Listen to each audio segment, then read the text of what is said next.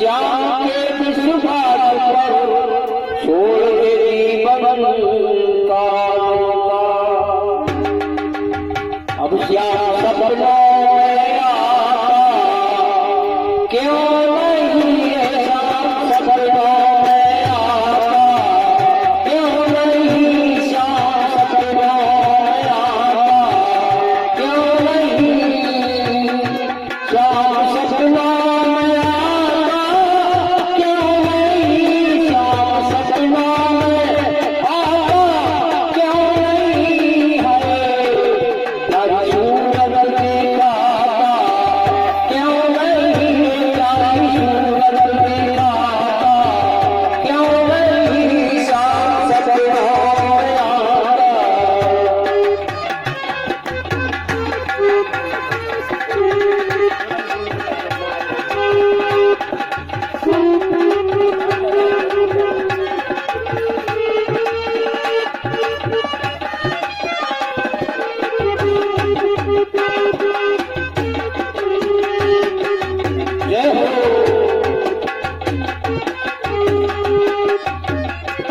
सदियों से भटके सदियों से सदियों से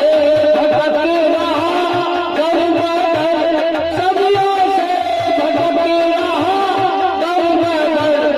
सदियों से भटके सदियों से सपनों में आता क्यों नहीं श्याम सपनों में आता क्यों नहीं प्यारी सूरत दिखाता क्यों नहीं प्यारी सूरत दिखाता क्यों नहीं श्याम सपनों में आता क्यों नहीं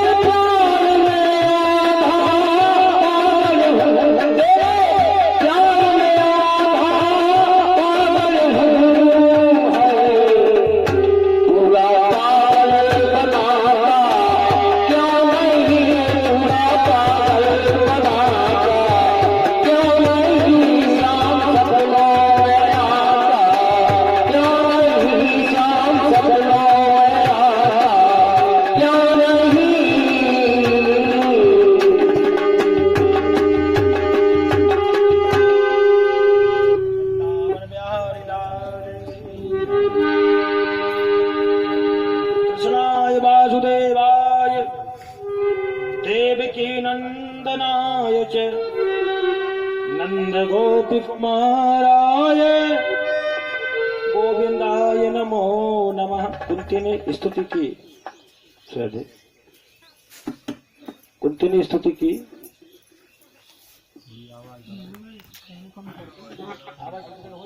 वो तो कम कर देगी, वो पास में कर लेते हैं, तो भागी आवाज जोर से आते हैं। अच्छा पहले बटन से बढ़ा दें थोड़ी जैसे विपिदा सन्तु नः शश्वत् तत्र तत्र जगद्गुरो भवतो दर्शनं यस्यात् पुनर्भव दर्शनम।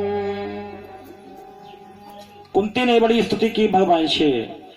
कुंती बोली, हे प्रभु, मैं आज आपसे वो वस्तु मांगती हूं जो कोई कभी मांग नहीं सकता। तो कहा मांगिए, क्या मांगना चाहते हो? कुंती ने कहा, आंचल को पसार दिया कि हे परमात्मा, आप मेरे आंचल में दुख ही दुख दो, जीवन में मुझे दुख ही दुख मिलते रहे।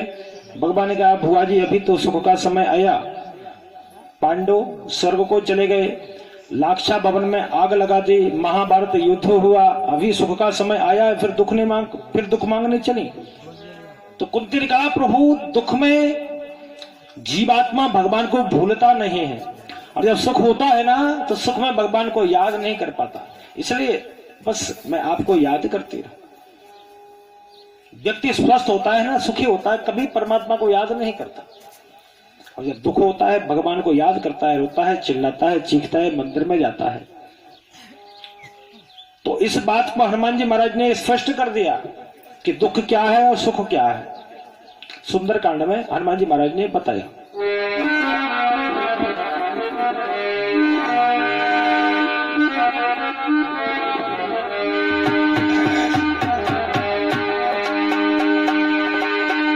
कहे हनुमंत विपत्ति प्रभु सोई, कहे हनुमंत विपत्ति प्रभु सोई, जब तब सुमिरन भजन न होई। बोल सिया राम सिया राम जय राम, राम सिया राम सिया राम जय राम। कहे हनुमंत विपत्ति प्रभु सोई,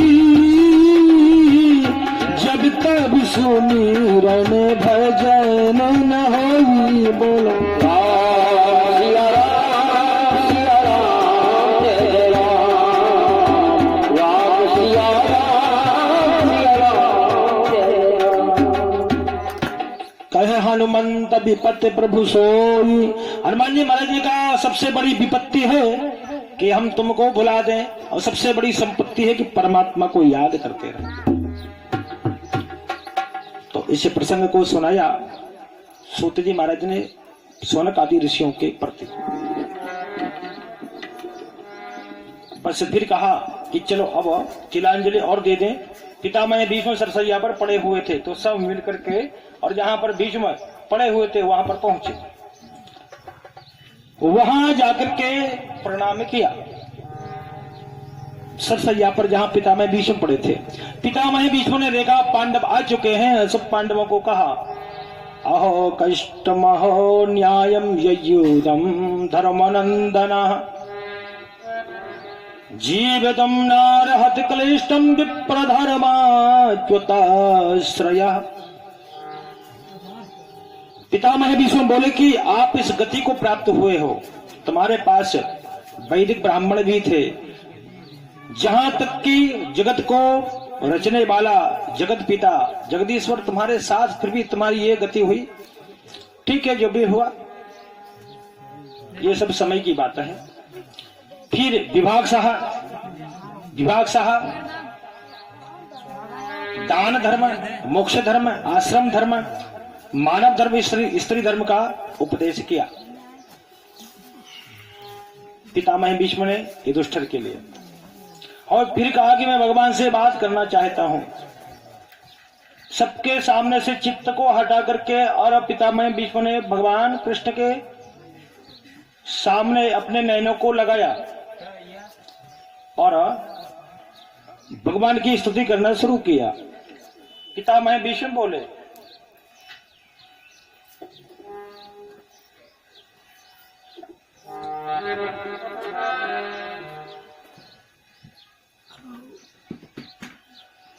कृष्णाय वासुदेवाय देवकी नंदनाय च प्रणत किलेशनाशाय श्री गोविंदाय नमो नमः। 3 ऐसना होते हैं, वित्तैषणा, पुत्रैषणा, लोकैषणा। वित्तैषणा का मतलब होता है व्यक्ति की इच्छा होती है कि मैं पैसा वाला बन जाऊं, मेरे पास बंगला हो, गाड़ी हो, बोलबाला हो, सब मुझे प्रणाम करें, नतमस्तक हो। ये वित्तैषणा मतलब पैसा वाला बन जाना। दूसरी पुत्रैषणा, जब सब कुछ है तो पुत्र भी होना चाहिए, पुत्रैषणा। फिर होती है लोकैषणा। लोकैषणा का मतलब होता है कि कोई हमारी बुराई ना करे, अब तरीके से चलेंगे तो सब तारीफ करेंगे, और तरीके को छोड़ दिया, उल्टे सीधे रास्ते से जाने लगे तो लोग बुराई भी करेंगे, आलोचनाएं भी होंगी। तो 3 ऐषणाएं होती हैं। तो यहां कहा महाराज भीष्म पितामह ने कि मुझे किसी प्रकार की ऐषणा की आवश्यकता नहीं है, केवल बस तुम्हारे चरण कमलों की मुझे आवश्यकता है। भगवान के चरणों को देखते देखते अपना जो पंच भौतिक शरीर था, जल पृथ्वी आकाश अग्नि वायु से बना हुआ है, देखते देखते अपने प्राणों को भगवान के चरणों में समाहित कर दिया और अपना शरीर छोड़ दिया। इसके बाद भगवान कृष्ण द्वारिकापुरी में पहुंचे और इसी बीच में महाराज परीक्षित का जन्म हुआ। ततः सर्वगुणोदर के अनुकूल ग्रहोदया जगन वंश धरा पांडुर्भूया पांडुर्बहुजसः। उत्तरा के गर्भ से जो ब्रह्मास्त्र छोड़ा था, अश्वस्थामा ने भगवान ने ब्रह्मास्त्र को दूर करके उस बच्चे को स्वस्थ कर दिया था, उसका आज जन्म हुआ। उसका नाम विष्णु रात रखा गया। ब्राह्मण देवता आए पंचांग लेकर के, अवलोकन किया और महाराज दुष्ट बड़े प्रसन्न हुए। पूछा कि बालक क्या करेगा आगे चल के, इसके ग्रह नक्षत्र तारा आदि कैसे हैं। सबकी इच्छा होती है, सब पूछते हैं कि हमारा बालक आगे चल के क्या करेगा। ब्राह्मण देवता पंचांग लेकर के आए और उन्होंने भी विष्णु रात पुत्र का नाम रखा और कहा कि तुम्हारे पुत्र में सब गुण ही गुण विद्यमान है। पितामह समा साम्ये प्रसादे गिरीशोपमः धृत्यः बलि समः। तुम्हारा पुत्र धैर्य में बलि के समान होगा। धृत्यः बलि समः। कृष्ण प्रहलादे सदिग्रह। कृष्ण के एवं प्रहलाद के सदृश ये सदगुणों से युक्त होगा। रंती देव इवोदरा। रंती देव के समान उदार होगा, दान देने वाला होगा। यजाति विधार्मिक। यजाति के समान धार्मिक होगा। इसमें सब गुण ही गुण विद्यमान है। महाराज दुष्ट ने कहा कि कोई अवगुण भी हो तो देखो थोड़ा सा। बोले हाँ एक अवगुण है। क्या अवगुण है? बोले किसी ऋषि का अपकार करेगा और उस ऋषि के श्राप से तक्षक सर्प इसको काटेगा और ये मर जाएगा। बोले महाराज फिर तो ये सब जितने गुण हैं वो किसी काम के नहीं रहे। सर्प का काटा हुआ नरक में जाता है। बोले नहीं नहीं, सुखदेव जी महाराज आएंगे, कथा सुनाएंगे, इसका उद्धार हो जाएगा। बोले अच्छा। बोले हाँ, तब तो अच्छी बात है। भगवान कृष्ण भी उस समय वहां आए, मंगल उत्सव में सम्मिलित हुए और महाराज परीक्षित का जन्म हुआ और सबने मिलकर के बधाई गाई। एक बधाई हमारे कलाकार गा दें, आप कहो तो छोटी सी।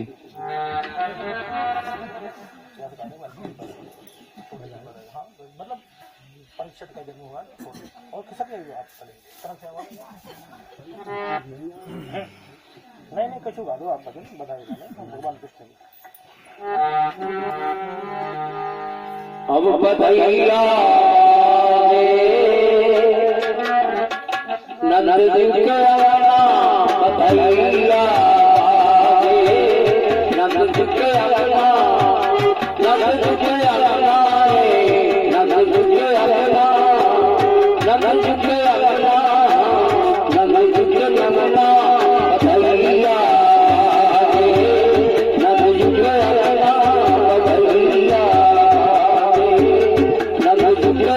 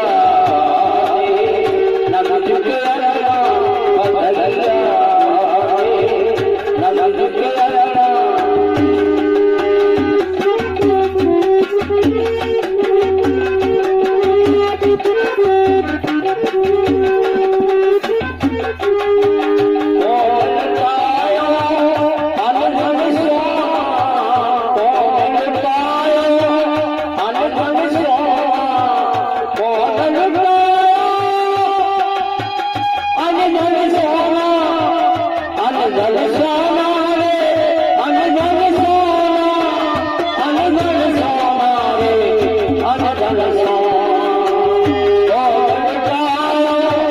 अन धन सोना कौन लुटायो, अन धन सोना कौन लुटाए रुपया बधैया, नंद झुके बधैया बाजे, नंद झुके यमुना बधैया बाजे, नंद झुके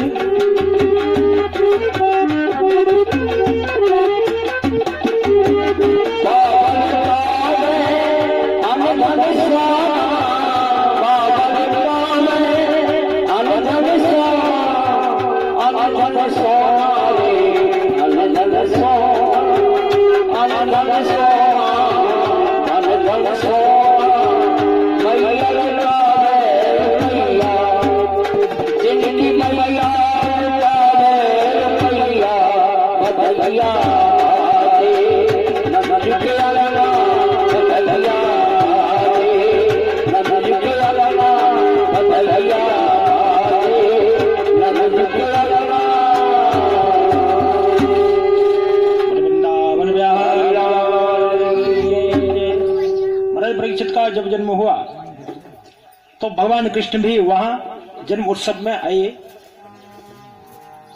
और अर्जुन के साथ पुनः द्वारिकापुरी को चले गए। अब देखा कि 7 महीने हो गए अर्जुन लौट करके नहीं आया। महाराज धर्मराज और भीमसेन बैठे बैठे वार्तालाप कर रहे थे। वो बोले कि लगता है कलयुग आने वाला है। हैंडपंप को मंगा देना। अच्छा हाँ तो हैंडपंप का मंगा देना। तो 7 महीने हो गए अर्जुन लौट करके नहीं आए और फिर इधर महाराज युधिष्ठिर और भीमसेन दोनों वार्तालाप कर रहे थे कि आज से 6 महीने बाद कलयुग आने वाला है। तभी देवर्षि नारद आए और नारद जी ने आकर कहा कि कलयुग आने वाला है, तुम क्या कर रहे हो? पारलोक संबंधी कोई तैयारियां की, क्योंकि यहाँ से जीव को ऊपर भी जाना है। ये जीवन नहीं, इसके बाद दूसरा जीवन चालू होता है। इसलिए तो हम सब कुछ सत्कर्म करते हैं। हमको पता नहीं, जितना पता जब पता चले तब जाग जाना चाहिए। तो देवर्षि नारद ने कहा कि पारलौकिक संबंधी आप क्रियाएं करें। तब तक आ गए अर्जुन। अर्जुन जब आए तो अर्जुन का तेज निस्तेज, ना तो मुख पर चमक, ना मुखमंडल खिला हुआ, उदासा मुखमंडल। उनको देख करके और महाराज ने कहा, युधिष्ठिर बोले क्यों अर्जुन, क्या किसी ब्राह्मण का अपमान कर दिया?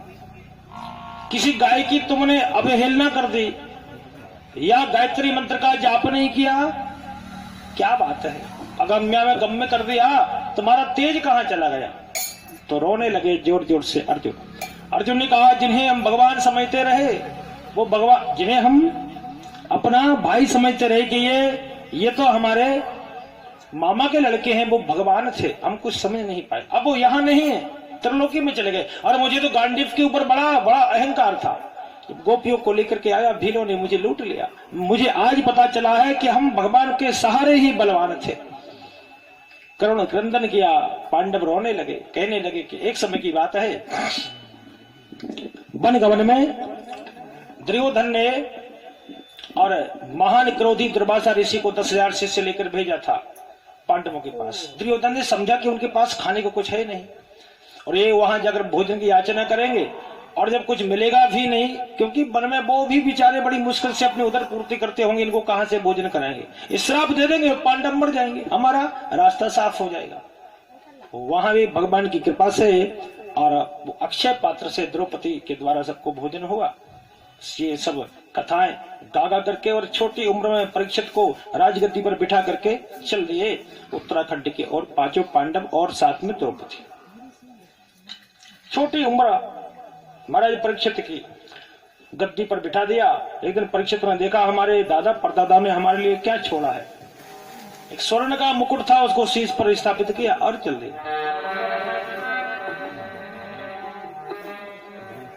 तुमसे ही बल रहा है, मुझे लोटा में ले आना, लोटा में भर के ले आना। साउत्रस्य तनयामुपे साउत्रस्य तनयामुपये मीरावतीं जनने जयादिश्यतुर तस्यामुपादयत सुतान। उत्तर की पुत्री इरावती से विवाह हुआ महाराज परीक्षित का, इनका नाम विष्णुराज था, एक नाम परीक्षित भी रख दिया। और इन्होंने बद्रास केतुमाल आदि नगरों पर जाकर के विजय प्राप्त की। और उन्होंने देखा कि एक जोड़ा गाय और बैल दोनों खड़े हुए हैं। बैल के एक पैर है, 3 पैर टूटे हुए हैं, पास में गाय खड़ी खड़ी रो रही है। धर्मः पदैकेन चरण विच्छायामुपलभ्य गां पृच्छति शिवासुरवदनां विबते सामिव मातरम्। धर्म के केवल एक पैर। धर्म ने कहा गाय से, कश्चिद भद्रे नामयमात्मनस्ते भिक्षायासि मिलायतेन मुखेन आलक्ष्ये भवति मंतरार्धिं दूरे बंधुं शोचसि कांचनाम्बा। गाय से कहा धर्म ने, क्यों क्या तुम्हारे स्वामी अन्यत्र चले गए, दूर चले गए, आप क्यों रो रही हो, क्या कारण है, क्या दुख है, मुझे बताओ। इतने में पहुंच गए महाराज अरे परीक्षित वहां और देखा। अब धर्म से पूछा कि तुम्हारी ये गति किसने कर दी। तो धर्म ने सोचा कि किसका नाम ले दें, हम कहीं कहेंगे। सामने खड़े हुए थे कलयुग महाराज, अरबों उनको प्रताड़न कर रहे थे।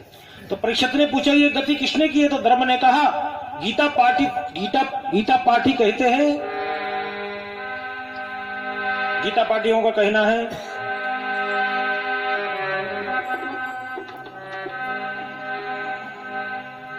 सो नासो सम्मारुति नैनम छिन्दन्ति शस्त्राणि नैनम दहति पावका। नैनम छिन्दन्ति शस्त्राणि, शस्त्र आत्मा को काट नहीं सकता। नैनम छिन्दन्ति शस्त्राणि नैनम दहति पावका, अग्नि इसको जला नहीं सकती। ना चैनम क्लेदन्त्यापो, जल इसको गीला नहीं कर सकता। ना शोष्यति मारुता, और वायु इसको सुखा नहीं सकती।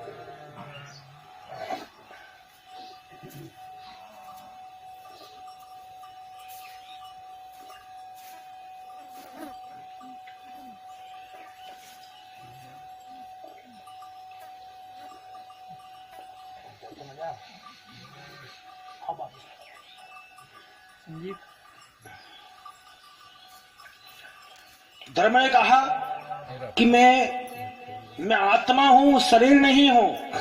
आत्मा को शस्त्र काट नहीं सकता, जल गीला नहीं कर सकता, वायु सुखा नहीं सकती, अग्नि जला नहीं सकती, और मैं आत्मा हूं, शरीर नहीं हूं। और हम बात करें रामायणी की तो रामायणी कहते हैं, रामायणियों का कहना बिल्कुल अलग है, ध्यान दें।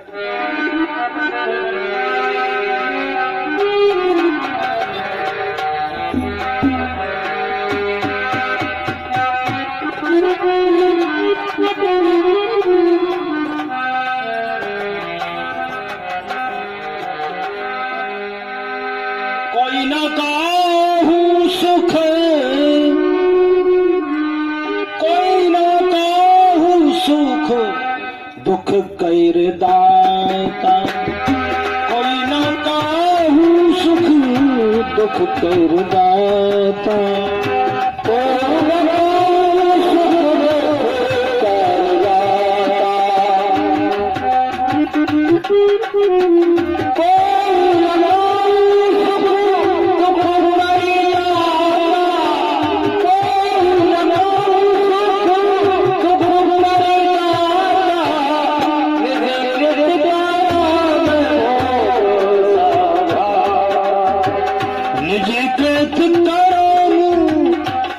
सब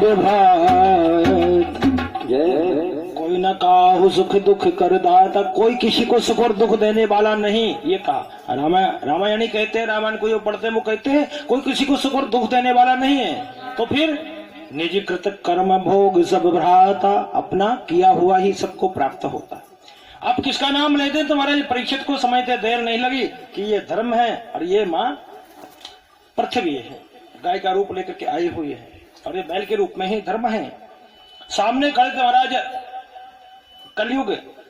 कलयुग को देखा, अरे धूर्त तू इनको परेशान कर रहा है। तो कलयुग ने देखा महाराज परीक्षित के कोप से बचना मुश्किल है, तो साष्टांग दंडवत करने लगा, पैरों में लौट गया। लेटा हुआ देख करके महाराज ने अभय दान दिया। बोले तुम हमारी शरण में आए हो तो ठीक है, लेकिन इस प्रकार की धृष्टता तुमने क्यों की? बोले महाराज मेरा नाम कलयुग है और मैं नियम अनुसार आ चुका हूं। सतयुग के बाद त्रेता द्वापर, अब मेरा ये समय चालू हो चुका है, इसलिए मैं आया हूं। बोले सो तो ठीक है, लेकिन तू ये बता इनको क्यों परेशान कर रहा है?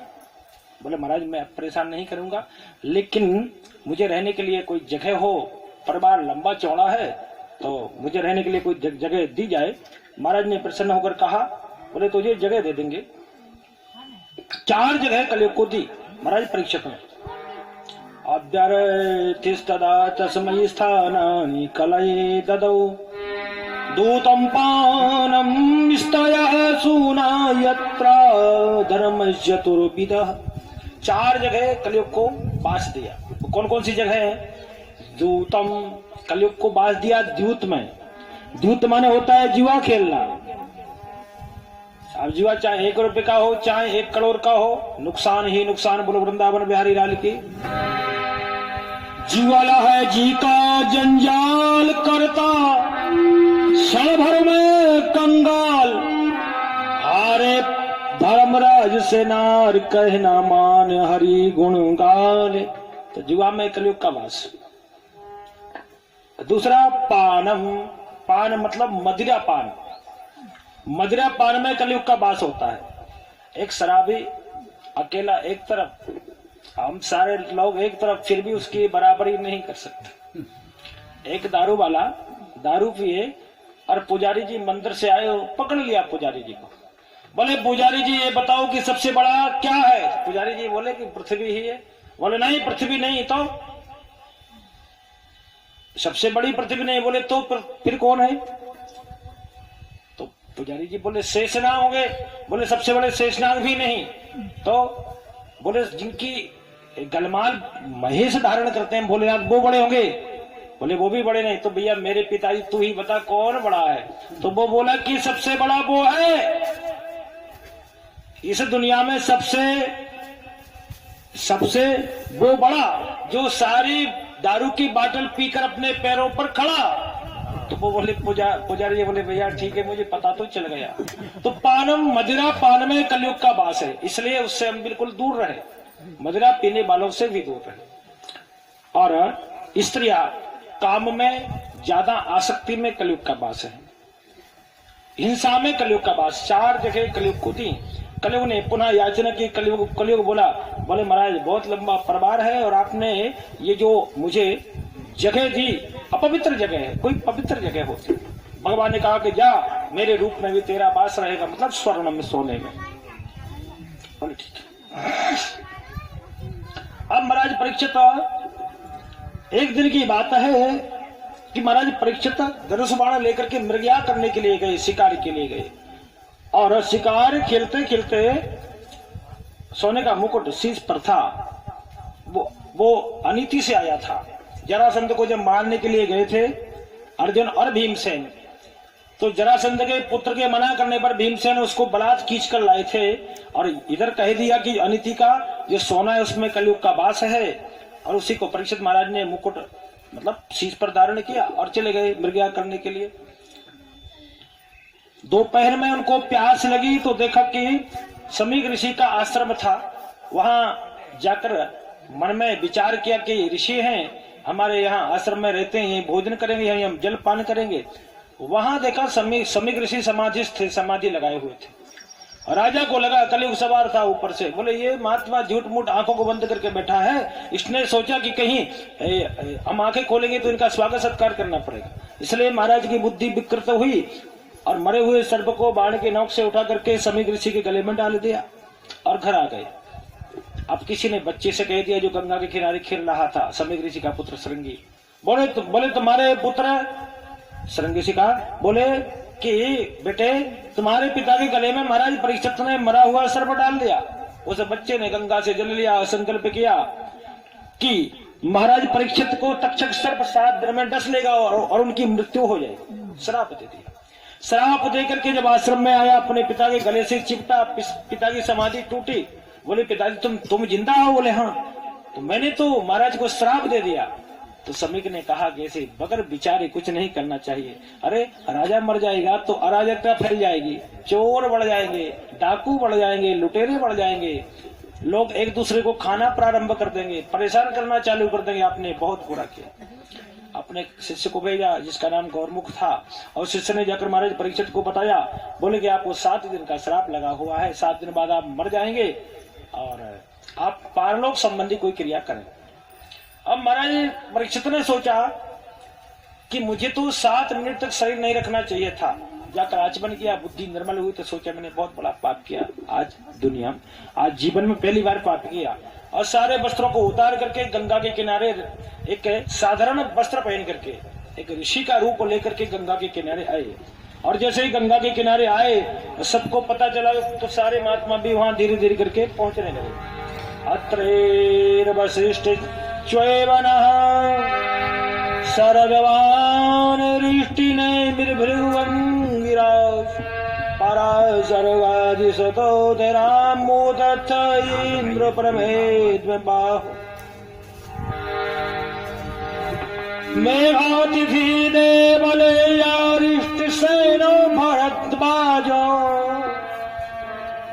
गौतमा विप्पिलादा मैत्रेयोर्दशवा कुंभयोनिर्द्वैपायनो भगवान नरदस्य। सारे महात्मा धीरे धीरे करके गंगा के किनारे एकत्रित होने लगे। जब सब बैठ चुके तो महाराज परीक्षित ने आंखों को खोला तो देखा महाराज परीक्षित ने कि सामने महात्मा का मंडल बैठा हुआ। परीक्षित बोले कि आसन मृत्यु मनुष्य के लिए क्या कर्तव्य है? जो मरने वाला है उसके लिए क्या कर्तव्य है?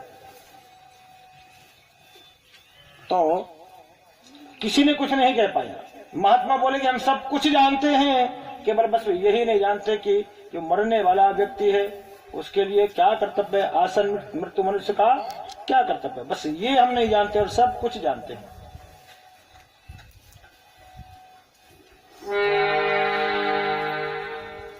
अब उस सभा में व्यासी महाराज भी थे।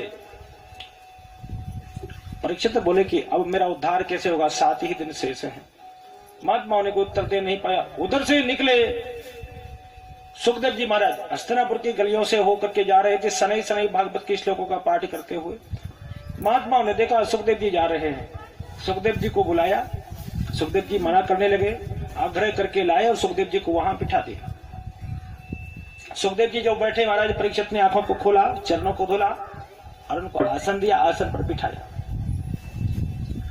अब महात्मा बोले कि जल्दी से कोई प्रश्न करो नहीं तो ये भाग जाएंगे, संसार इनको अच्छा नहीं लगता, पूछो कुछ पूछो नहीं तो ये चले जाएंगे। सुखदेव जी महाराज किसी गृहिणी के द्वार पर, किसी गृहस्थ के द्वार पर केवल एक गाय को दोहा जा सके इतने समय तक खड़े होते थे।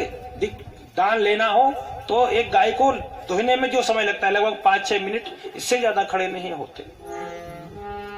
नूनम भगवतो ब्रह्मण गृहेषु गृहिमेधिना नालक्ष्यते हयवस्थानमपि गोदोहनम क्वचित् तत्र भवतु भगवान व्यासपुत्रो तत्र भवतु भगवान व्यासपुत्रो।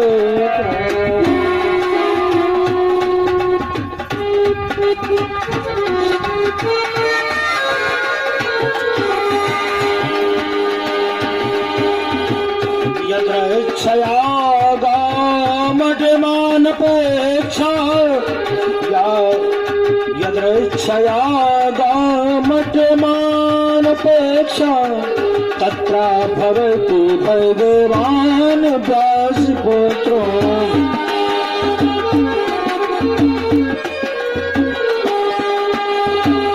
अलक्ष लिंगो निज लाभ तुष्टो, अलक्ष लिंगो निज लाभ तुष्टो, व्रत सेवालैरवधूत बेखा, तत्रा भवति भगवान व्यास पुत्रो, तत्रा भवति भगवान व्यास पुत्रो, तत्रा भवति भगवान व्यासी पुत्रो। व्यासी के पुत्र व्यासी सुखदेव जी महाराज स्वयं भगवान का रूप लेकर के वहां पधारे और अलक्ष्य लिंगो निज लाभ तुष्टो, अलक्ष्य लिंगो निज लाभ तुष्टो। कोई तो रामानंदी तिलक लगाते हैं, कोई त्रिपुंड लगाते हैं, लेकिन इनका ऐसा कोई विडंबना नहीं, बस कमंडल लिए छोटा सा तिलक धारण किए और एक कौपीन वस्त्र पहने, सुखदेव जी महाराज का स्वरूप। राजा को दीक्षा दी, दीक्षित हुए। इसी के साथ पहला समन राधा कृष्ण सरकार के चरणों में सादर समर्पित बोल वृंदावन बिहारी लाल की। स्कंद की समाप्ति पर एक छोटा सा हरि नाम संकीर्तन, ताकि हमारा मन पवित्र हो जाए। फिर पुनः कथा में प्रवेश करें।